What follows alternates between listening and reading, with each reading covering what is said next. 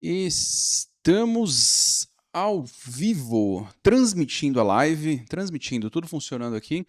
E logo de cara, logo no começo aqui, eu já vou dar duas dicas. Então fica aqui na live. Agora no comecinho eu já vou dar logo de cara duas dicas. Dicas não, né? Dois métodos para você reduzir os estoques dos materiais. Entra matéria-prima, embalagem e tudo, e são coisas que talvez você não saiba. Então estamos ao vivo aqui, como sempre, esperar mais um pouco, ver se algumas pessoas conectam aqui na live. Vitor está por aí, como sempre, no horário programado. Boa noite para vocês. Matheus também entrou. Vamos esperar mais um pouquinho aí, como sempre, gente. Esperar o pessoal conectar. Como reduzir e otimizar? Igor, eu já vou te dar uma resposta. Dinho, eu nunca lembro o seu nome. Você já me falou 10 vezes, mas eu não lembro o seu nome. Você entrou aí. Igor, já vou te dar uma resposta. Boa noite, Vitor. Eu já vou te dar uma resposta logo no começo aqui da live, que talvez você zere o seu estoque aí, tá bom? Você mandou uma sugestão aí, essa sugestão foi sua. Tô dando os créditos aqui. Boa noite, Matheus. Tudo certo por aí? Osvaldo, exatamente. É o Osvaldinho, né? Acho que é por isso que é Dinho. Muito bom. Pô, tira esse Palmeiras aí do nome. Tá. Não é legal, não. Vocês estão numa fase muito boa. Há muito tempo. Esperando mais um pouquinho, gente. Esperar o pessoal entrar. E a gente já começa com o assunto aqui. Só mais um minutinho. Sempre espero uns 2 minutinhos aqui no começo. A gente já começa. Boa noite. Isso aí, Igor. Vamos ver se, se você descobre uma forma de reduzir os estoques aí. Vamos ver se dá certo. E vamos ajudar outras pessoas também. Então eu vou seguir, como sempre. Esperei 2 minutinhos aqui. Boa noite. Estamos oficialmente ao vivo, começando a live aqui. Como reduzir e otimizar o estoque de materiais. Esse é o assunto, mas se você já viu alguma outra live, você sabe que eu explico várias outras coisas, porque não dá para falar só sobre esse assunto, tem que falar sobre tudo que envolve aí o planejamento de estoque de materiais, como que você resolve o estoque de materiais. E eu prometi que logo no começo eu já ia falar duas coisas que vão resolver muito o seu estoque de materiais, estoque de embalagem, qualquer insumo aí que você trabalha. Claro que depende do modelo, mas são dois formatos aí que, mesmo que você não consiga aplicar na operação que você está hoje, é muito importante que você conheça estes modelos e que você saiba que eles funcionam. Eu já operei nos dois modelos, tá? E aí eu vou explicar sobre os dois aqui. Seguindo, primeiro modelo, não sei se você conhece VMI, Vendor Managed Inventory. O que é isso? É quando o fornecedor faz a gestão do estoque lá no cliente. Então, vamos supor que eu sou um fornecedor de embalagem, tá, de caixa de papelão. Ao invés do cliente ficar solicitando o pedido, eu faço a gestão do estoque. Então, eu sou responsável pela reposição do estoque ali no cliente.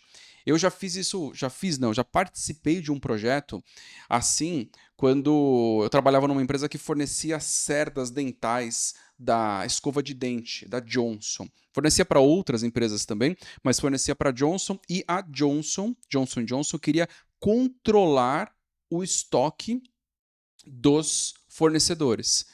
Então, em algum momento, a Johnson passou a controlar o estoque na época era a Masaferro, que era a fornecedora da Johnson, passou a controlar o estoque dos insumos. Então, isso é uma forma de reduzir os estoques, porque aí, nesse momento, você passa a ter reposições frequentes dos materiais e você não precisa ficar fazendo a gestão dos materiais.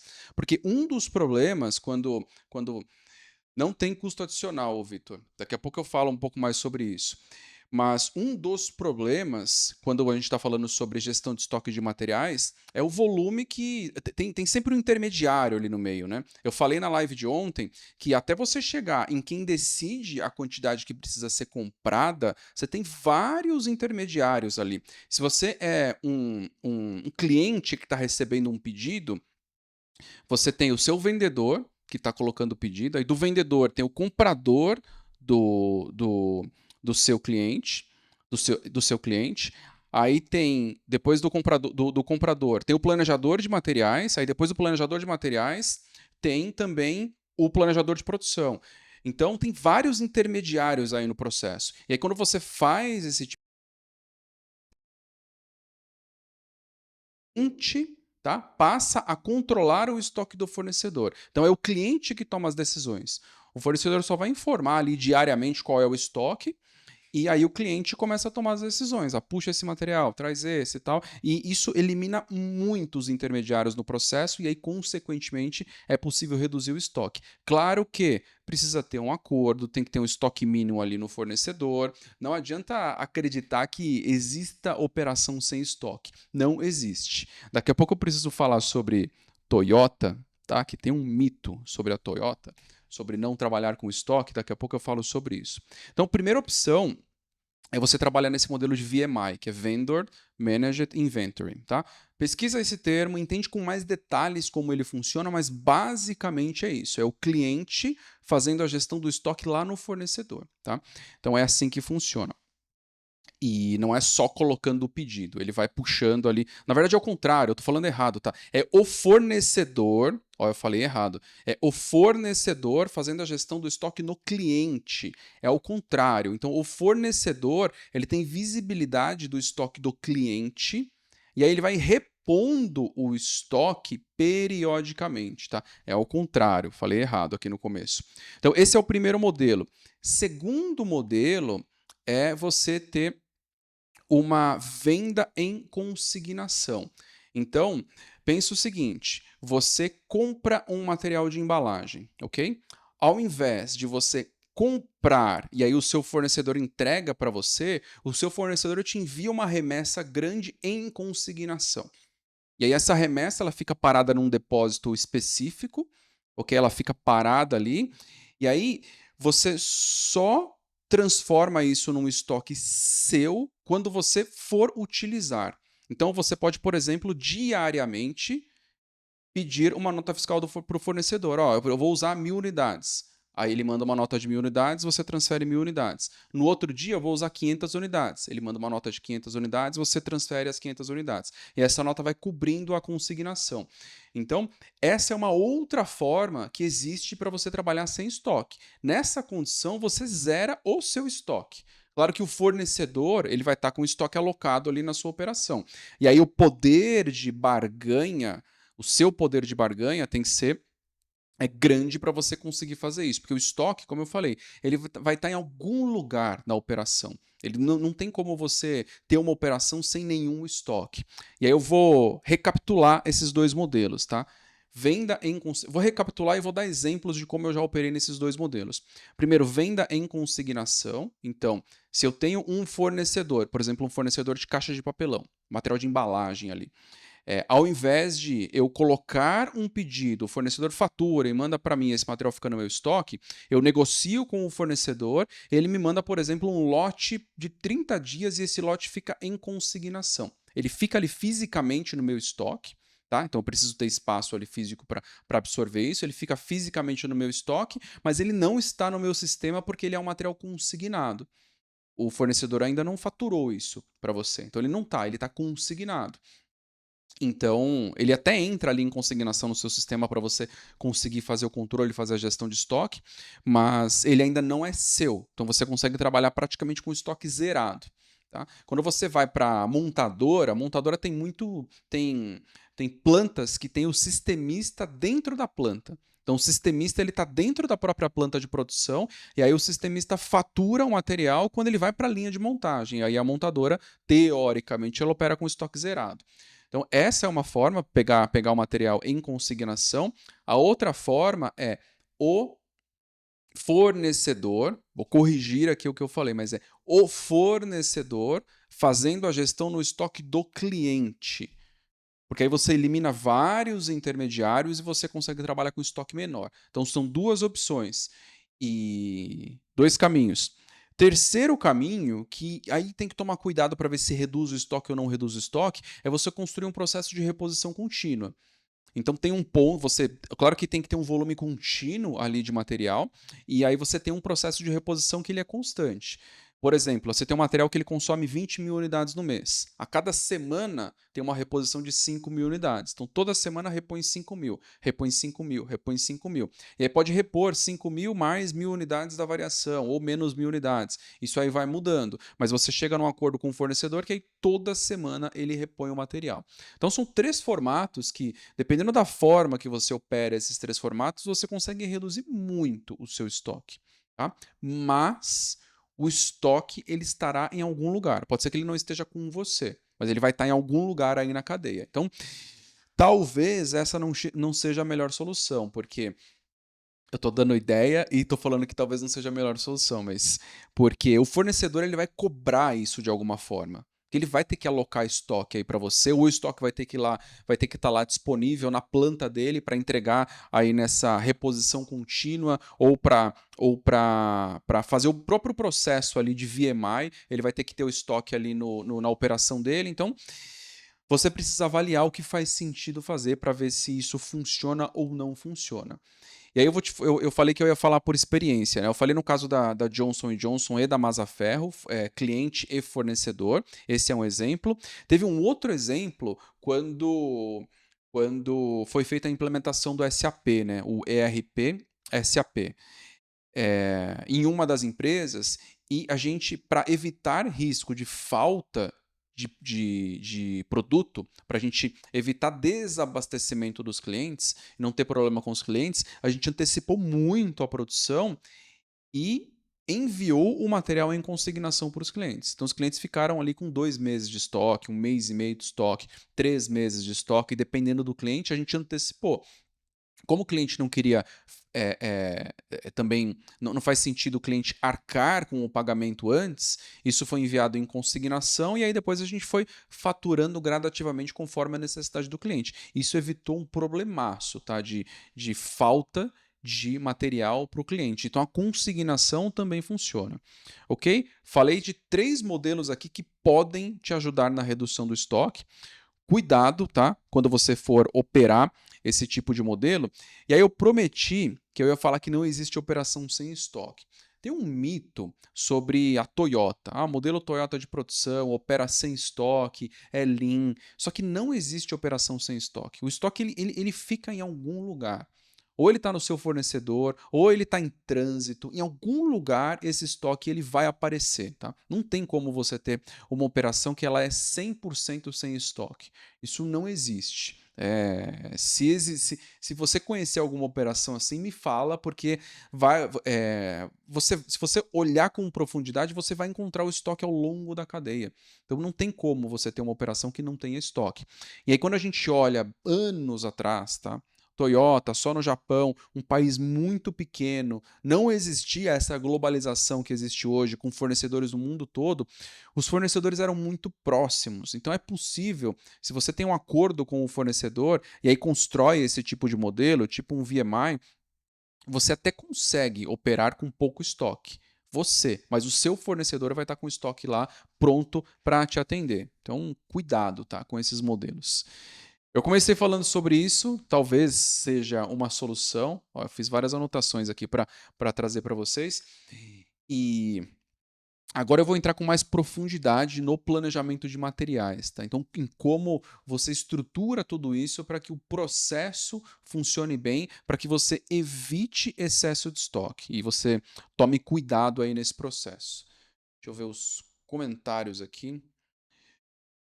O Vitor falando se tem custo adicional ou só exclusividade do contrato. Depende da negociação, ô Vitor. Cada contrato é um contrato. Então depende do que você negocia com o seu fornecedor. Porque se você está antecipando o volume e você não está colocando pedidos picados também, seu fornecedor consegue, por exemplo, reduzir custo de frete, consegue reduzir custo de produção, ele consegue ter mais estabilidade na própria produção dele. Então é um processo de negociação que vai levar a alguma conclusão ali do contrato, tá? Então, não necessariamente tem um custo adicional, mas eu vou voltar ao que eu falei antes. cuidado, porque se o seu fornecedor ele for obrigado a ter mais estoque, ter estoque disponível para te atender, isso vai custar para ele. Então, em algum momento, ele vai repassar esse valor. Ele vai dar um jeito de repassar esse valor. Pode ser num reajuste, pode ser em alguma mudança no prazo de pagamento. E aí tem um outro ponto, né? O poder de barganha influencia nesse processo aí de negociação. Se é um fornecedor que depende muito de você, ele vai acabar cedendo. Só que aí você tem que tomar um outro cuidado, que é você quebrar o fornecedor. Eu já vi fornecedor quebrando dentro de empresa, porque ele dependia tanto de uma empresa que foi cedendo, cedendo, cedendo, e aí ele quebrou. Do nada, a empresa ficou sem aquele fornecedor e aí gerou um caos, né? Então, cuidado, tá? Quando você vai negociar com o fornecedor, porque se o seu poder de barganha for muito alto, você pode ter problema. Você pode quebrar você pode quebrar um fornecedor ao longo do tempo, tá? E você não vai conseguir ver sinais disso. Ok? Dúvidas, perguntas aí? Se tiverem algum questionamento, podem mandar aí nos comentários. E eu vou seguir aqui, agora falando de planejamento de materiais como um todo, tá? Primeiro eu falei de modelos, e agora planejamento de materiais como um todo. O primeiro ponto que é importante entender, e aí eu vou conectar com live de ontem, acho que foi a live de ontem, e a live de segunda, eu acho. Que eu falei sobre as divisões no planejamento de produção e materiais. Tem o processo de SNOP, com uma visão mais de Sales and Operations Planning, né? Planejamento de vendas e operações, que tem uma visão mais de médio prazo, um horizonte maior, médio prazo, uma granularidade menor, então olha mês fechado. E essa é a primeira parte. Tem a segunda parte, que quando você olha na teoria, como se fosse o plano mestre ali de produção. Esse é o segundo bloco, e aí no plano mestre você já. Estou falando da teoria, tá? E aí depois eu vou falar dos problemas que existem nessa teoria. Tem o plano mestre, que aí nesse bloco do plano mestre você já faz algumas verificações ali de capacidade de produção, entende se tem algum gargalo, avalia os recursos críticos, e aí só depois que vai para a necessidade dos materiais. Isso, como eu falei, já falei em outra live, isso é um problemaço, porque se você não faz o planejamento dos materiais no detalhe, no médio prazo também, ou seja, se você não conecta aquele processo de SNOP que está lá em cima com o planejamento de materiais, você vai ter problema. E aí tem formas de fazer essa conexão, tá? Se você buscar na teoria, aproveitar que eu estou falando de teoria, você até encontra uma forma de fazer essa transição sem ter muito problema, sem investir muito recurso no processo de planejamento.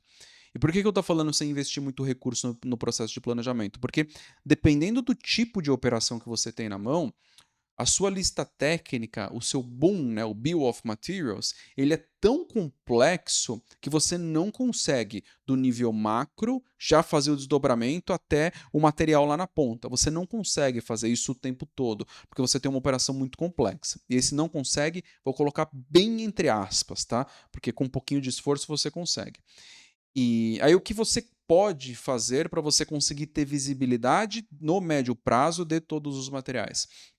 Você constrói uma lista técnica, ou seja, um Bill of Material, né, um BOM simplificado. O que é um BOM simplificado?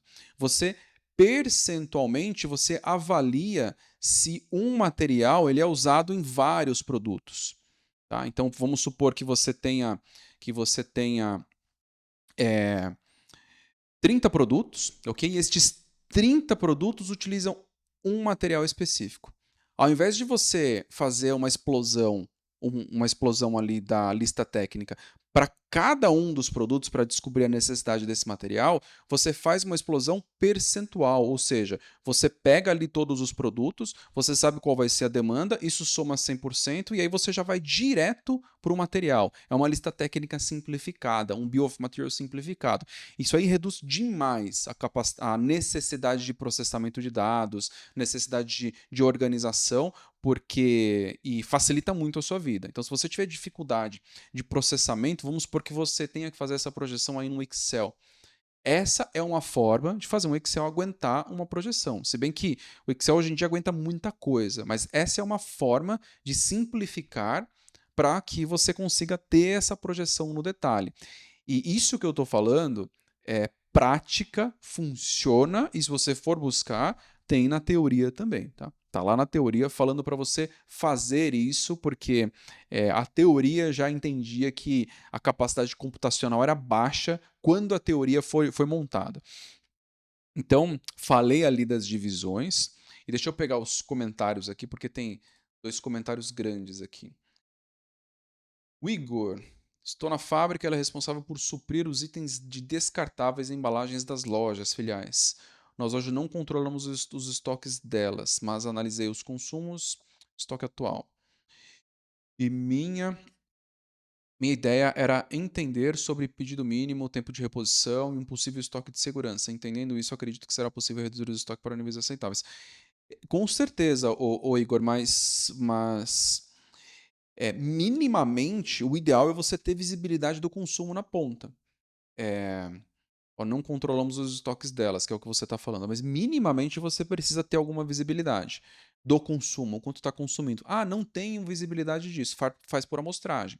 Você sabe mais ou menos qual o faturamento de cada loja, vai em 3 lojas, não sei quantas lojas tem, mas vai em 3, vai em 10, alguma amostra que seja estatisticamente suficiente e faz por amostragem, para você entender o consumo. Aí, baseado no faturamento da loja, você sabe quanto cada loja consome. E com isso em mãos, você consegue reduzir o estoque. Tá? Então, faça por amostragem e você está vivendo exatamente. Você trouxe um exemplo que o VMI, que é o Vendor Managed Inventory, funciona.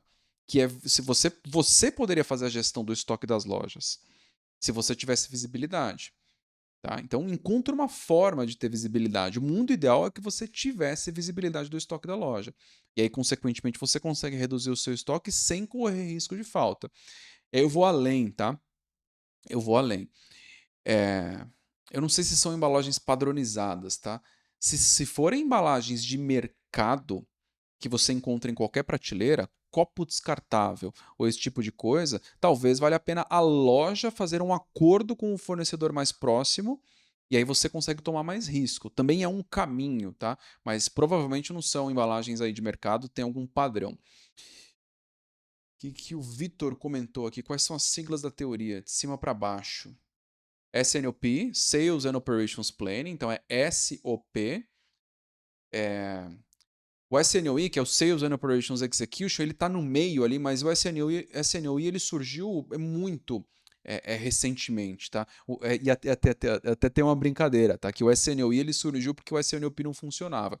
Tem muita empresa, mas muita empresa, que tentou implementar um processo de SNOP, e aí você tem 3 situações, tá? Poucas conseguem fazer isso funcionar direito, tá? Muitas fingem que isso funciona direito, tá? E muitas não conseguem fazer isso funcionar direito. Então, é muito crítico isso, e aí o SNOE surgiu, teoricamente, para resolver aí o problema que o SNOP não resolvia. E por isso que eu falo que essa separação entre esses 3 blocos, ela não deveria existir, tá? Eu vou falar de todas as siglas, tá? Você tem o SNOP, aí você tem o MPS, e aí depois MRP no final. A teoria mostra em 4 caixinhas, e aí tem outras caixas que estão em volta aí. Mas essa separação ela não funciona, tá? Não trabalhe com essa separação. Você vai ter problema se você fizer isso. Matheus, tem hoje cobertura alcance de estoque baseado na previsão de venda futura e das análises de vendas dos últimos 3 meses. Dessa forma, tem o meu alcance futuro em meses de estoque. Exatamente. É exatamente esse Dessa forma, eu sei meu ponto de necessidade para realizar a solicitação de compra em cima do lead time dos fornecedores. Sim, é uma boa forma de fazer o processo de planejamento, já fiz desse jeito, mas tem alguns problemas aí, tá, Matheus? Primeiro, cuidado. E aí eu vou colocar bem entre aspas, tá, o que eu vou falar. Lead time não precisaria ser uma métrica na hora de você fazer o planejamento. Você não precisa desse dado. Você precisa desse dado quando você está colocando o primeiro pedido. ou se você tem algum item que é sob encomenda. Mas se você tem materiais de consumo constante, você não precisa do lead time. E é por isso que eu falo que você não pode fazer essa separação entre o processo de SNOP, o MPS e o MRP. Pelo seguinte, quando você faz essa separação, no momento de acionar a compra, de colocar um pedido de compra, você só coloca esse pedido de compra quando você está muito em cima da hora, porque você esperou todo o processo de planejamento acontecer e aí você coloca esse pedido de compra muito em cima da hora e aí você depende do lead time, né, que é do tempo de reposição ali do fornecedor. Mas se logo lá em cima você consegue explodir toda a sua necessidade de materiais ao longo dos meses, ao longo das semanas e, mundo ideal, diariamente, você já sabe hoje qual a sua necessidade para daqui a 6 meses. Então, se você tem, por exemplo, um fornecedor que te entrega em 30 dias, você coloca pedido para 6 meses. Entende? Você vai colocar um pedido para agora, para o próximo mês, para o outro mês, para o outro, para o outro, para o outro, até o 6º mês. Aí o lead time ele se torna desnecessário. Entende? E aí você depois só vai controlar a variação de consumo. E aí mesmo que se o fornecedor tiver um lead time de 30 dias, e aí tem outro problema com o lead time, tá? Se você leva o lead time em consideração, você coloca isso no seu cálculo de estoque de segurança e ele superestima o seu estoque de segurança.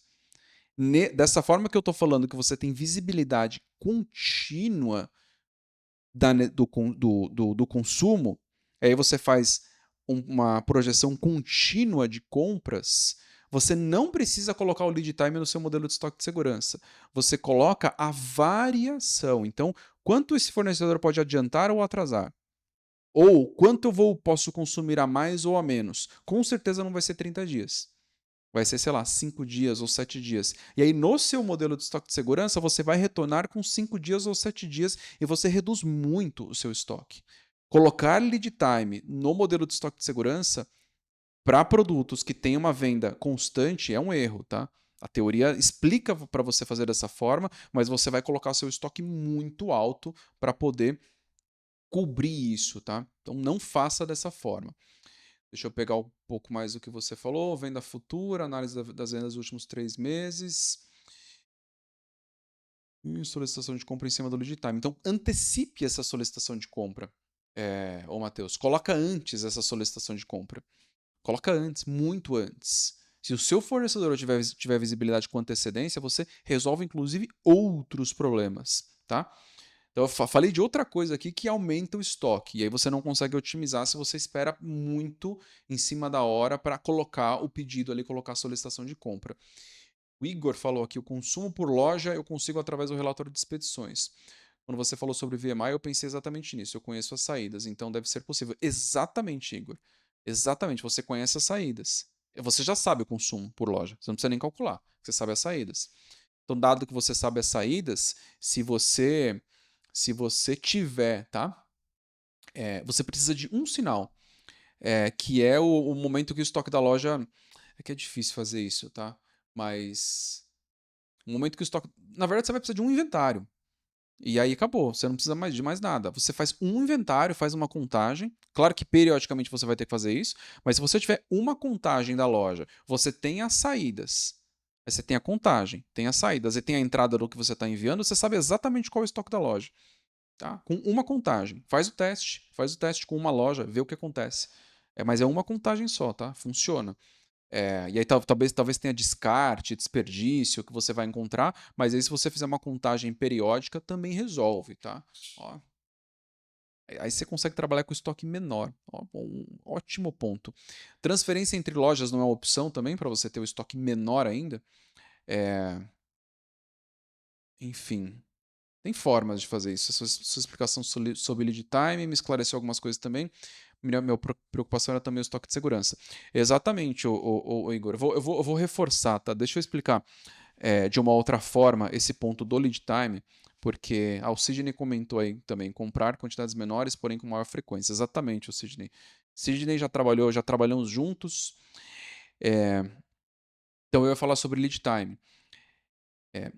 Deixa eu explicar de outra forma, tá? Se o seu fornecedor já tem, vamos supor que o lead time dele seja de 30 dias, mas ele já tem um pedido para daqui a 90 dias, tá? O erro que você vai colocar ali no seu resultado é a capacidade do fornecedor de cumprir essa entrega de 90 dias. Ou, preciso ajustar a entrega, precisei antecipar em 10 dias. Você vai antecipar em 10 dias. Você não vai ter, não vai precisar de 30 dias. Então, no seu modelo de estoque de segurança, entrariam aí os 10 dias, tá? Isso é uma sacada que resolve muito a necessidade de estoques. Mas deixa eu voltar aqui, eu parei para responder algumas coisas, deixa eu voltar na parte de planejamento. E esse processo de loja, o Igor, o abastecimento que você tá falando, é um processo completamente diferente, tá? É bem interessante esse processo de abastecimento e se forem lojas próprias, isso ajuda ainda mais. Ou próprias ou franquia, tá? Não estou falando de. Pode ser franquia também, porque é mais fácil porque você consegue interferir nos processos ali da loja e pedir para mudar alguma coisa na gestão que te ajude a trabalhar com estoque menor, tá? Isso é possível fazer. E aí, vou falar uma outra coisa. É, é, é que não sei se daria para fazer no seu caso, tá? Mas tomar um pouco mais de risco e alinhar com o fornecedor, para o fornecedor entregar direto na loja em casos extremos, mas não sei se é possível fazer pelo tamanho do lote, tá? Provavelmente você recebe um lote maior aí, e aí depois você distribui para as lojas em quantidades fracionadas. O Júlio comentou: fazemos o SOP por volta do dia 5 de cada mês, onde é definido a demanda do próximo mês. Fazemos o levantamento da necessidade de compra para o próximo mês até dia 7. Você fala dia 7 do próprio mês, você está fazendo a necessidade de compra do próximo mês, é isso, né? E aí é um problema, tá, o Júlio, porque aí eu vou voltar na dificuldade que a teoria criou. Você tem ali o processo de SNOP, tá? Você precisa rodar todo esse processo e aí você só tem visibilidade do próximo mês. Tá? No processo, você já deveria ter visibilidade do próximo mês, do outro, do outro, do outro, do outro e para frente, porque quando você tem visibilidade do que vai acontecer para frente, você consegue trabalhar com muito menos estoque. Aí entra no ponto do lead time que eu falei. Você não precisa mais de lead time. Você não precisa ter proteção por causa do lead time. Você trabalha com muito menos estoque, mas muito menos. Muito. É surreal como você consegue reduzir o estoque quando você faz esse tipo de avaliação. Só que aí entram outras coisas também, tá? Porque não é só o lead time. Aí, aí eu vou voltar para a parte que eu ia fazer aqui da explicação, eu acabei parando para responder vários comentários, mas não é só o lead time que você precisa levar em consideração. Tem outras coisas para você poder tomar esse tipo de decisão. O Sidney falou ali sobre frequência de. Cadê? Comprar quantidades menores, porém com maior frequência. Então a frequência de compra também é um ponto que você vai definir quando você está fazendo essa projeção. Então, deixa eu pegar o processo como um todo, porque eu vou ter que conectar as partes para você entender exatamente qual seria o resultado e quanto você consegue reduzir o estoque de materiais se você fizer dessa forma, tá? Mundo ideal, como deveria funcionar?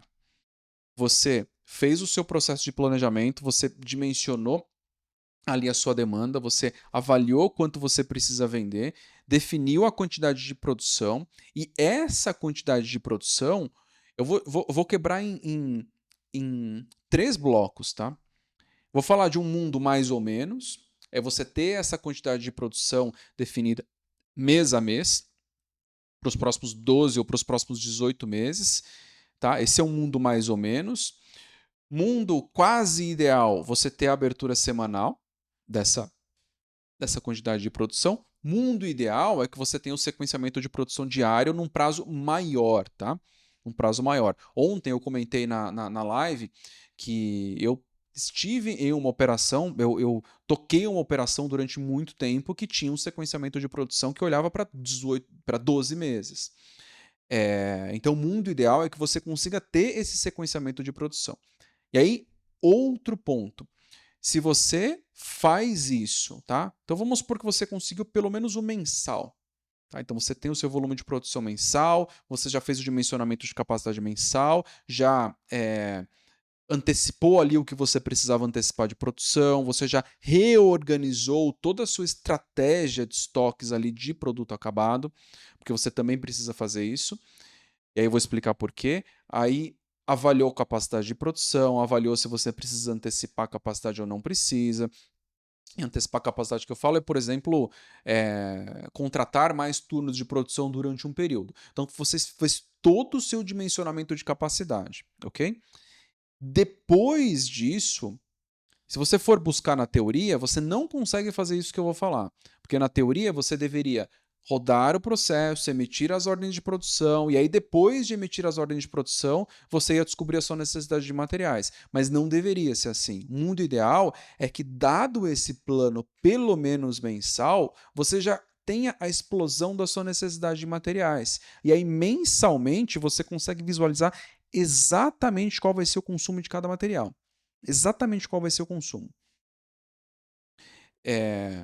E quando você tem visibilidade de qual vai ser o consumo de cada material, daqui a pouco eu explico um pouco mais como fazer isso, mas quando você tem visibilidade de qual vai ser o consumo de cada material, imagina você sentando aí no computador e tendo uma planilha na sua frente que você tem ali as colunas com os meses, as linhas ali, cada uma das linhas com cada material, e aí a necessidade de cada material, ok?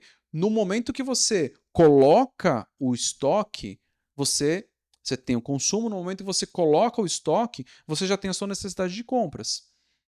E aí, com a sua necessidade de compras, eu tô vendo que vocês estão rindo aí, daqui a pouco eu vejo, aí eu não vou dar risada junto, não.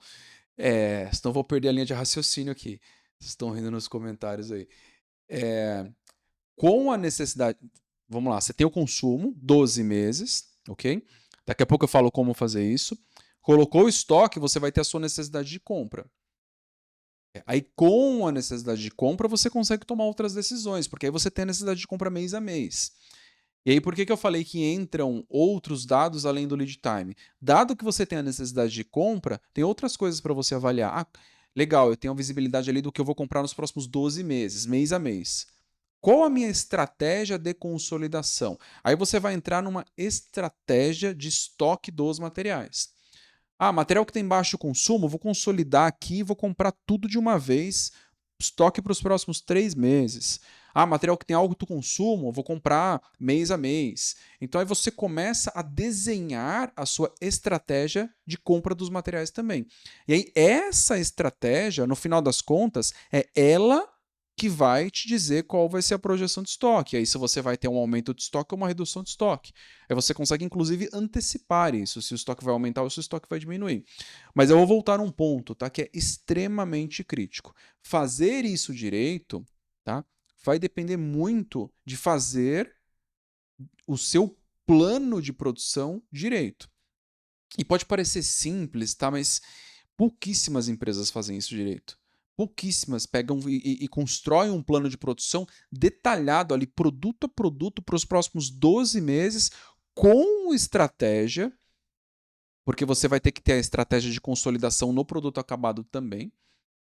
Tá? Então, se você tomou a decisão, por exemplo, esse produto acabado eu vou produzir a cada 3 meses, então vou antecipar. Na hora que você tomou a decisão de antecipar, isso já tem que refletir ali na necessidade dos materiais. E aí, o seu consumo de materiais ele também vai ter uma diferença.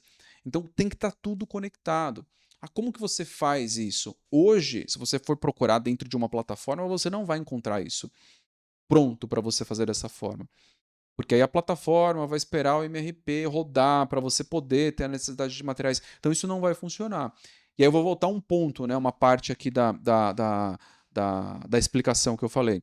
Mas eu não consigo ter capacidade de processamento porque eu tenho. Minha lista técnica é muito complexa, minha lista técnica, ou o BOM, né, Bill of Materials, tem vários níveis, então não dá para processar. Simplifique a sua lista técnica.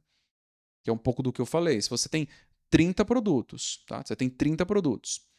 E aí você tem o mesmo material que vai nos 30 produtos. Você não precisa fazer a explosão dos 30 produtos. Você sabe, você consolida tudo isso num produto só. Então a soma daqueles 30 produtos deveria dar, sei lá, 10 mil unidades. Se a demanda variar, ela vai variar dentro dos 30, mas vai ser 10 mil unidades e aí aquele material ele vai consumir equivalente a 10 mil unidades. Então você tem formas de fazer isso, tá? De fazer isso funcionar direito. Vou voltar nos comentários aqui. Mas é complexo explicar isso em um papo aqui de 1 hora. Eu precisaria explicar com mais tempo para falar com mais detalhes aqui. Seus conteúdos são sensacionais. Não conseguiria deixar as lives disponíveis para vermos depois. Às vezes não consigo chegar a tempo para assistir. Ah, isso que vocês estavam rindo, né? Tá disponível. Tá disponível no Instagram e tá disponível no YouTube também, onde você preferir assistir, tá? Você fala, você que me perguntou do Spotify. Ó, sempre revejo, o Vitor falou, agora que eu entendi, no feed do Instagram. Será que não tô sabendo procurar? Agora eu entendi que vocês estavam rindo. Boa, mas tá no Instagram e tá no YouTube também. Tá? Então, vê onde você preferir. No Instagram, eu logo em seguida aqui eu já disponibilizo, que é mais fácil. Mas no YouTube eu subo sempre no dia seguinte, porque aí tem que baixar o vídeo. É um pouquinho mais complexo subir a live no YouTube. Júlio está comentando, e quando a produção é instável, a demanda muda bastante porque tem relação com o desempenho da produção e negociação de vendas. Júlio, eu vou responder de algumas formas isso, tá? O primeiro ponto é que eu vou falar por experiência primeiro, tá? Sempre que eu entrei numa operação, era essa a fala.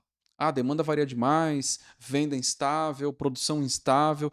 Só que quando você vai olhar os números e olha no detalhe, você até tem produtos com venda instável, com produção instável, mas você consegue encontrar zonas de estabilidade na operação.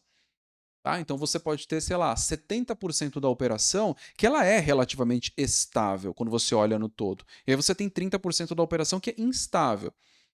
Para a parte da operação que é instável, aí você tem que mudar completamente a sua forma de planejar. Tá? Completamente. Porque aí aumenta a frequência de acompanhamento, vai aumentar a segurança. Se você tiver curiosidade para pegar com mais profundidade, pega a live que eu falei sobre. Eu falei sobre os processos de planejamento, tá? Não sei se foi a live 4, acho que foi a live 4 ou a 5. Mas é uma que eu falei sobre as etapas ali nos processos de planejamento. Aí eu falei sobre gestão da demanda, que é você fazer a gestão da demanda ativamente. Porque com isso você consegue reduzir o desvio de venda, porque ativamente você está conversando com os clientes e entendendo a demanda, mas assiste aquela live porque lá está com muito detalhe, tá? Isso que eu estou falando. Então, tenta entender na sua operação onde tem zona de estabilidade e zona de instabilidade. E aí trata isso de forma diferente. Se for muito instável, aí é um problema seríssimo, tá? Porque tem que ser minimamente estável. E se você quiser, ô Júlio, me manda no direct qual operação que é, qual empresa que eu te ajudo um pouco mais, te dou um direcionamento. Agora, se for uma operação que tem 2 produtos, os 2 produtos são instáveis, aí não tem solução, tá? Você tem que ter o mínimo de estabilidade ali para você conseguir operar direito. O Igor está perguntando aqui, dúvida teórica aqui, isso seria um DRP? Além de pedido mínimo, tamanho de lote, consumo por filial e período e estoque da fábrica e da loja. Quais variáveis influenciam no planejamento? É um DRP, Igor, é quase isso. Que a gente já está falando aqui de abastecimento, né? Se você for olhar o DRP, ele também envolve distribuição entre as plantas. A teoria do DRP, se você for olhar na Apex, vai falar sobre distribuição entre plantas, tá? Então é uma demanda sua para sua própria fábrica, que você precisa levar em consideração. Então você pode ter uma fábrica que depende da outra. Então é isso, tá? Na teoria da Apex você vai encontrar isso. Agora, se você for buscar a teoria com mais profundidade, é processo de abastecimento. Eu não vou lembrar o nome. Tá? Depois eu pesquiso o nome, e aí eu lembrando, eu te mando no direct também. E aí você falou, pedido mínimo, tamanho do lote, consumo por filial, período de estoque da fábrica e da loja, quais variáveis influenciam no planejamento? Vamos lá, vou falar o que você precisa levar em consideração, tá? Que no seu caso, você tem o seu consumidor é a própria loja, né? O seu cliente é a própria loja. E eu estou entendendo que vocês fabricam também. Você tem que levar em consideração, tem algumas coisas, né? Primeiro, tamanho de lote, você já falou aí. tamanho de lote. Você precisa levar isso em consideração, porque o tamanho de lote ele é responsável por todo o seu processo de otimização. Tá? O tamanho de lote de envio para a loja é responsável por todo o seu processo de otimização. Consumo por filial, com certeza, você precisa levar em consideração. Período de estoque da fábrica, que é o que você já falou. Período de estoque da loja. Você já falou de praticamente todas as variáveis ali. Pedido mínimo também, porque você tem que ter um mínimo para enviar. Você falou de todas as variáveis praticamente. Só que se você for além, tá? Se você for além, eu não sei qual é a capilaridade dessas lojas, mas se você for além, se você tiver um pouco de por isso que é importante você ter visibilidade do todo para conseguir tomar decisões melhores, tá? Eu vou dar um exemplo aqui para você entender. Vamos supor que você tenha visibilidade do todo, você projetou ali a necessidade de materiais de cada uma das lojas, e aí você está avaliando material por material. E você identifica que na loja 3 você precisa daquele material no dia 5, ok? Aí na loja 7, que ela é a 1 quilômetro da loja, 1 quilômetro é muito perto, né? Que é só farmácia, né? Que tem uma perto da outra, assim. Mas que ela é a 20 quilômetros da outra, que está na rota de entrega, só que você identifica que você ia precisar desse material só 3 dias depois. Aí você pode tomar a decisão de consolidar, porque aí você reduz a frequência de envios. Então, uma outra coisa para você levar em consideração que pode reduzir os custos da operação é a frequência de envio. E aí você consegue fazer isso, talvez congelando, agrupando os dias de análise das lojas. Entende? Então, se você vai analisar uma loja, para aquelas que estão num raio de tantos quilômetros, você sempre analisa 4 dias para frente, porque você pode consolidar e mandar tudo de uma vez. Então, isso é uma forma fantástica para você reduzir custo de transporte e aí reduzir os problemas que você tem na loja também, o risco de falta, todo o risco de desabastecimento. E um projeto que você pode fazer, Igor, é justamente esse: frequência de envios. Se você conseguir fazer essa projeção, você consegue fazer um projeto que reduz a frequência de envios, que consequentemente vai reduzir o custo de transporte. É totalmente possível fazer isso, tá? Totalmente possível. Seria um projeto fantástico. Inclusive, eu já fiz um projeto parecido, tá? Só que o objetivo era reduzir a frequência de envios e era reduzir a avaria no transporte dos materiais. Deixa eu falar um pouco do que foi esse projeto, porque é interessante. Não tem nada a ver com redução de estoque, mas é interessante. A gente usava transportadoras terceiras, várias transportadoras, e a gente fornecia para a indústria farmacêutica, então qualquer pequena avaria na embalagem, o material já era devolvido, tinha muita reclamação. E qual o projeto que foi feito, né? Como entregar praticamente com frota dedicada com o mesmo custo de transporte. Que a entrega fracionada ela é muito mais barata, se você não tem volume suficiente. Mas como que você faz para ter uma frota dedicada? Então você tem um veículo saindo, praticamente um veículo saindo para cada cliente. Aí você reduz as chances de avaria, porque o veículo sair vai direto para o cliente. Você não tem o veículo saindo, indo para um centro para um cross-docking, né? Para consolidar com outras cargas, para ir para uma outra região, e aí tem risco de avaria do material. Então, como que você faz para ter o mesmo custo de transporte? O veículo dedicado ele seria muito mais caro.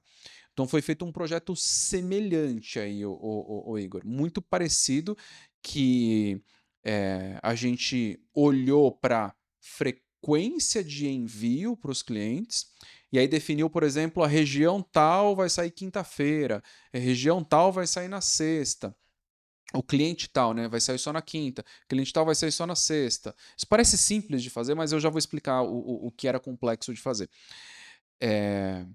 E aí, depois de colocar feito os cálculos, aí tinha que fazer cálculo de cubagem e tal, para preencher o veículo inteiro, enfim. É complexo de falar aqui, mas depois de feito os cálculos, na planilha batia, tá? Funcionava. Ficava até um pouco mais barato. Porque dava para fazer um nível de consolidação alto. Só que aí você volta para o problema de planejamento. Como que você faz para isso funcionar direito? Você tem que ter o produto disponível na data certa. Se você vai mandar para aquele cliente toda quinta-feira, ou a cada 15 dias na quinta-feira, você tem que ter o produto disponível na quinta-feira, não adianta você ter o produto disponível na próxima segunda. Aí todo o processo de planejamento de produção, ele passou a ser realizado com base nisso. Então percebe como o planejamento de produção, planejamento de materiais, ele tem impacto direto no custo lá na ponta também, inclusive no transporte. Esse caso é um caso fantástico, tá? De redução de avaria. Eu lembro que tinha uma reunião, tá? Essa reunião acontecia na segunda-feira.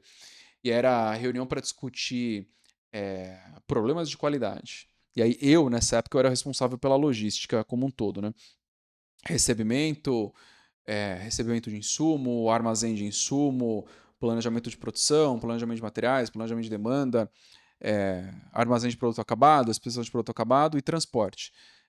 Então, sempre aparecia lá logística, né, expedição, como top ali nos problemas de qualidade, em função das avarias ali no transporte. Então, toda segunda-feira eu estava apanhando na reunião de qualidade. E aí o problema foi resolvido. Então, só que você só consegue resolver isso quando você conecta todas as partes da cadeia. Não adianta você olhar só um pedaço. E aí você fala, mas você era responsável pelo todo, é fácil fazer isso. Não é por isso, tá? Mesmo você não sendo responsável pelo todo, talvez não sendo responsável pelo todo, é perfeitamente possível fazer um projeto assim, você conseguir fazer direito. Deixa eu voltar aqui, pegar nos comentários. Matheus, passávamos por esse mesmo problema de instabilidade de vendas e produção, conseguimos resolver realizando o ajuste melhor dos itens de curva C, de modo a entrarem menos em processo produtivo. Perfeito, Matheus. Exatamente isso. Você pegou uma ilha de instabilidade da sua operação e construiu uma solução específica para aquela instabilidade. E aí você criou estabilidade, entende? É exatamente isso, Matheus. Isso conecta com a parte meio que conceitual que eu falei, que toda operação ela tem uma ilha de estabilidade, tá? E uma ilha de instabilidade. A ilha de instabilidade ela não pode ser maior do que a estabilidade, senão você tem uma confusão de operação. E aí você separa essas duas coisas e constrói soluções específicas para o bloco instável. E funciona muito bem. Eu tenho certeza de que você colheu muito resultado com essa estratégia aí, Matheus. Muito, muito resultado. Você reduz a frequência de produção, reduz a quantidade de trocas, aumenta a disponibilidade de produção, aumenta a capacidade de produção. Inclusive, isso que você está falando, eu vou só repetir aqui, porque depois essa live vai para o YouTube ou fica disponível aqui no Instagram e as pessoas não acompanham os comentários. Mas o que você está falando, aqui eu vou colocar, o que o Matheus está falando é que ele escolheu os itens Cs, provavelmente ele aumentou os lotes de produção desses itens Cs, consequentemente o item C, ao invés de ele entrar em máquina todo mês, ele passou a entrar em máquina, sei lá, a cada 3 meses ou a cada 4 meses, dependendo do tipo de item. Qual a consequência disso? Você reduz a necessidade de trocas na fábrica e, consequentemente, você pode aumentar muito a disponibilidade de máquina. Este, inclusive, é um caminho para empresas, empresários, executivos sêniores que têm dificuldade na disponibilidade de capital para construir capacidade de produção. Então, isso é uma solução fantástica para a capacidade de produção especificamente, porque o capital vai estar no estoque do produto acabado. Mas, se você faz isso da curva C casando com uma redução da curva A, você mais do que compensa o aumento de estoque aí da curva C. Então isso funciona perfeitamente. Já fiz isso, vou dar nome da empresa, Amanco, tubos e conexões, concorrente da Tigre, a gente fez exatamente isso e a planta bateu o recorde de produção. Tinha uma reclamação da planta, né? Que vai ser inviável e tal, não sei o quê. De repente eles estavam batendo o recorde de produção, porque ficou muito melhor a produção, teve muito mais disponibilidade de máquina. O Vitor está falando aqui, consegui reduzir muito estoque adentrando dentro da ficha técnica em engenharia de produtos e substituindo por materiais que são bases de outros. Perfeito, Vitor. Perfeito. Você, talvez sem saber, fez o que a Toyota faz há muito tempo. E o que é um dos fatores para a Toyota ser uma das montadoras mais rentáveis do mundo, que é justamente isso, é você você pegar itens comuns ali da ficha técnica, do BOM, né, do Bill of Material, ou da lista técnica, e substituir por materiais que estão em outros componentes. Aí você tem menos itens no seu portfólio ali para você poder fazer a gestão. Excelente ponto, Vitor, excelente, excelente. Aí você falou assim, consigo realizar o controle de menos materiais e consequência reduzindo os estoques. Exatamente isso. Perfeito ponto. Quanto menos material você precisa, menos trabalho você vai ter ali no estoque, menos estoque você vai ter. E aí até lembrando, tá? Eu vou falar de um outro modelo que faz algo parecido com isso. Que eu falei em outra live também, a Dell, que faz computadores. Não é exatamente isso, mas ela deixa uma etapa de montagem ali para o final do processo. E aí ela não precisa ter vários SKUs, né? Vários itens. SKU é a sigla para item, né? É Stock Keeping Unit. Ela não tem vários SKUs ali, vários itens que ela precisa fazer a gestão, vários itens ali de produto acabado. Ela passa a ter um só, que é suficiente, depois de colocados os componentes, para atender, sei lá, 30 produtos acabados. Ela tem um intermediário que atende talvez 30. O Igor falou aí, sensacional. Ô Igor, bota esse projeto para rodar. Esse projeto que eu falei de redução de custo com transporte. É certeza que dá resultado. Certeza, certeza, certeza. Se você for para uma mega operação de abastecimento, isso provavelmente, eu vou falar provavelmente porque eu não sei, mas provavelmente acontece via modelos via algoritmos ali de otimização de transporte. Pega, por exemplo, uma operação como abastecimento de farmácia, a rede de farmácia.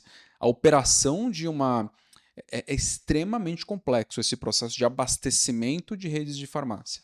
Sabe aquelas. Não sei se vocês já viram aquelas caixinhas, pelo menos perto de onde eu moro, são umas caixinhas azuis pequenas que diariamente chegam ali para reabastecer as lojas. É super complexo fazer isso. E se não tem uma inteligência para fazer o reabastecimento de lojas próximas, isso vira uma loucura, tá? Vira um pandemônio. Principalmente farmácia, que tem, às vezes tem, a mesma rede de farmácia tem 3 na mesma rua. E se não tem uma gestão de abastecimento ou levando isso em consideração, você pode chegar no ponto de ter um caminhão, o transporte, levando para a farmácia A, aí no dia seguinte ele teve que ir na B para entregar, sei lá, 3 caixinhas, sendo que se tivesse avaliado com o horizonte 2 dias à frente, teria abastecido no mesmo transporte essa outra farmácia B também com essas 3 caixinhas. Então, essa inteligência de consolidação com certeza vai entregar resultado, tá? Vai te ajudar demais aí nesse processo. E eu tinha separado várias coisas aqui para falar, só que eu fiquei nos comentários aqui que foram bem importantes. O Igor falou: eu consigo tocar esse projeto, mesmo sendo novo, acredito que o ideal seja comer pelas beiradas enquanto o meio esfria. Reduzir estoques entendendo aquelas variáveis que citei. Com certeza, o Igor. É, mas o principal ponto, tá? Se for para resumir um ponto em relação à redução de estoques, eu sei que parece óbvio o que eu vou falar, parece simples, trivial, mas toda empresa que eu olho com profundidade não está fazendo o básico, o trivial, de forma estruturada. Você precisa ter visibilidade, tá? Não adianta você tentar fazer o planejamento de estoques dentro de um ERP, apertando o botão lá. Eu já passei, vou contar 2 histórias aqui, tá, de planejamento de estoques. Uma delas, a pessoa fazia o MRP de uma mega operação grande, super complexa, milhões de reais em estoques, e fazia o planejamento de matérias com uma calculadora. Ia abrindo tela a tela do SAP com uma calculadora na mão. Imagina se dá para reduzir estoque fazendo isso. Não dá, não tem como.